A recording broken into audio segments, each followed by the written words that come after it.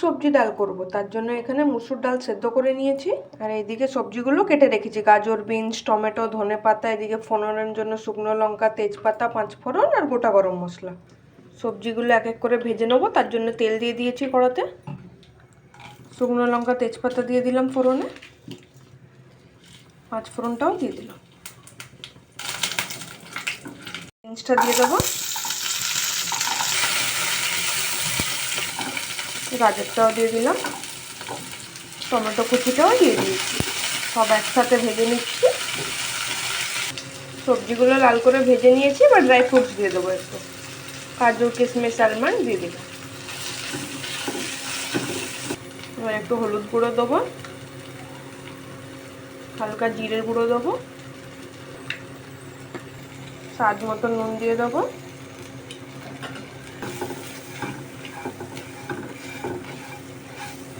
সব একসাথে ভালো করে ভেজে নিয়েছি, এবার সিদ্ধ করে রাখা ডালটা দিয়ে দেবো।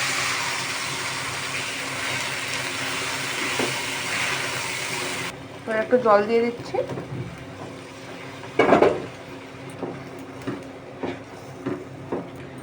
ডালটা ফুটে গেছে ভালো করে, এবার ওপর থেকে জিরে ভেজে গুঁড়ো করে রেখেছি সেটা দিয়ে দেবো।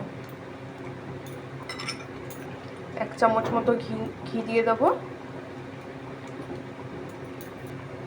ধনেপাতা দিয়ে দেবো। ভিডিওটা ভালো লাগলে লাইক এন্ড সাবস্ক্রাইব করে দেবেন।